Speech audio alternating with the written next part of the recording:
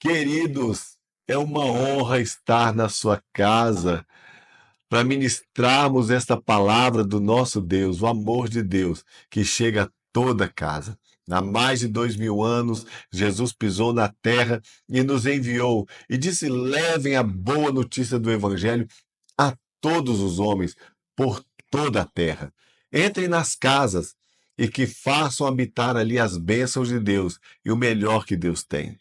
Bom, se existe um Deus, e mesmo que você até aqui não tenha uma experiência profunda com ele, se existe um Deus todo-poderoso, onisciente, onipotente, uma mente inteligente, certamente é responsabilidade dele se manifestar a nós e não nossa de conhecê-la.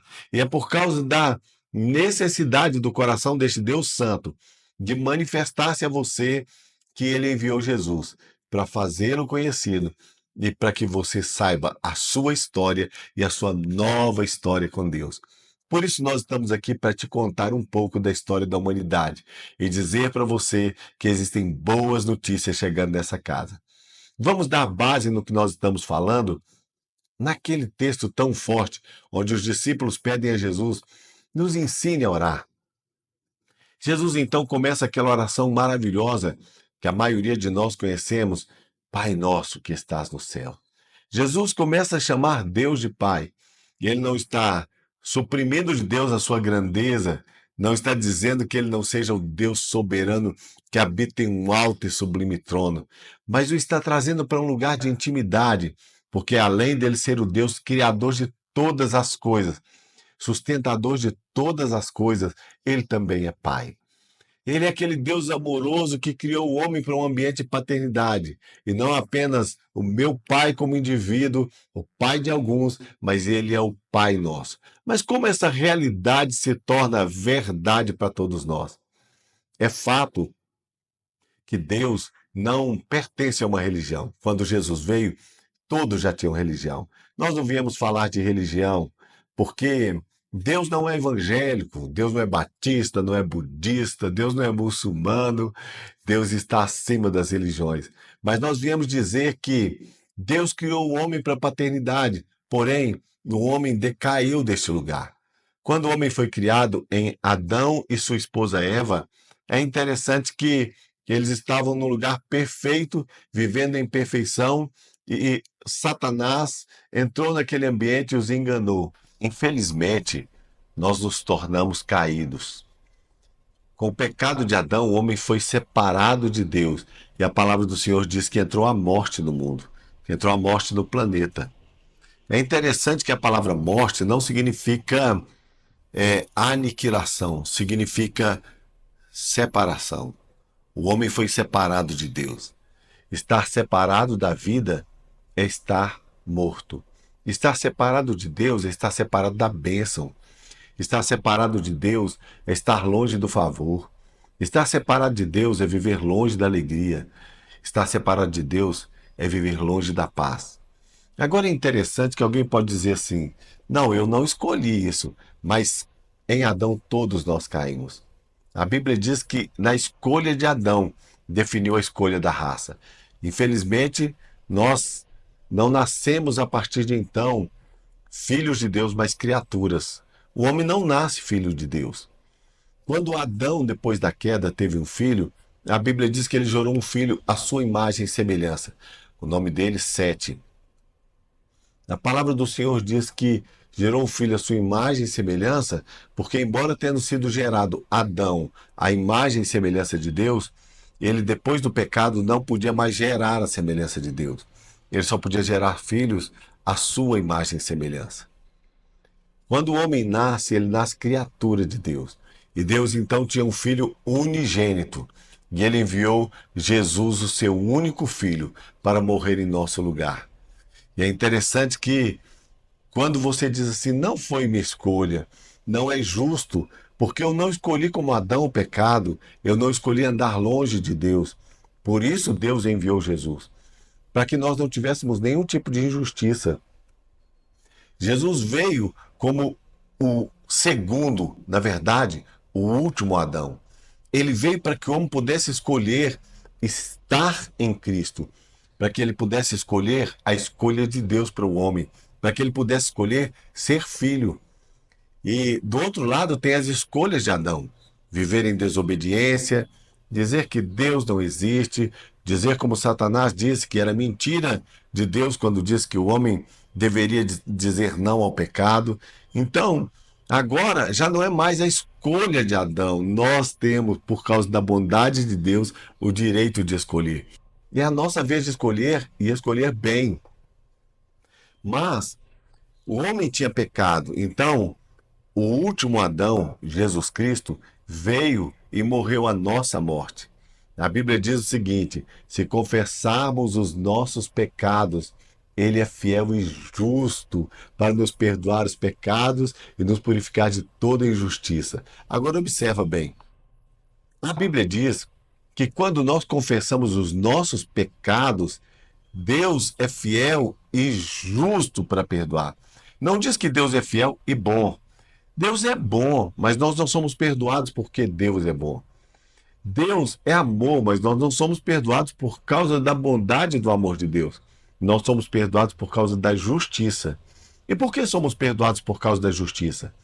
Porque como o homem veio e pecou, e o pecado gerou morte, separação, então Jesus veio e morreu a nossa morte, para que nós pudéssemos viver diante de Deus.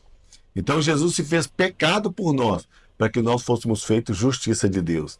Imagine que você está no restaurante e você está comendo com a sua esposa, ou com o seu esposo, com o seu cônjuge, e de repente você vai até o caixa para pagar e a pessoa diz: eu não posso te cobrar porque a pessoa que estava na mesa ao lado pagou a sua conta. Você diz: eu não, eu nem o conheço. Não, ele disse que te conhece, é muito grato e pagou a sua conta. Não, eu faço questão de pagar, eu não quero aceitar. Ele diz: eu não posso receber, porque não é justo, porque a conta está paga. Eu não poderia receber duas vezes a mesma conta. Jesus veio e morreu para que você não tenha mais dívida. Agora observa, quando ele entra na terra, ele entra como o primogênito. Por quê? Porque todos os homens são criaturas de Deus, porque todos os pecados estão separados da graça de Deus. Agora, quando ele sai da terra, ele sai não mais como unigênito, não mais como único filho, mas como primogênito. Ele vai para o céu, para que eu e você pudéssemos ser filhos de Deus, para dizer: Pai nosso que estás nos céus. Fomos por alto preço comprados por Deus, comprados para Deus. Agora, a pergunta é a seguinte: qual é a sua escolha? A Bíblia diz que, mas a todos que o receberam, deu-lhes o poder de se tornarem, em outra tradução da Bíblia diz, de serem feitos filhos de Deus. Então o homem não nasce filho de Deus. Nós nascemos no primeiro Adão, mas agora nós estamos no último Adão. E qual é a sua escolha? Você pode, a partir da sua escolha, chamar Deus de Pai. Os discípulos pediram: ensina-nos uma oração. Jesus ensinou princípios. Jesus ensinou um modo de vida. Jesus ensinou um modo de vida. Por isso, a partir de agora, você pode decidir que eu quero andar com Jesus. O texto começa chamando de Pai para uma intimidade, para um lugar de relacionamento profundo, e prossegue dizendo: santificado seja o teu nome. Agora, a intimidade da paternidade dá lugar a um nome que é santo, a grandeza de um Deus que é justo, a nobreza de um Deus que é elevado.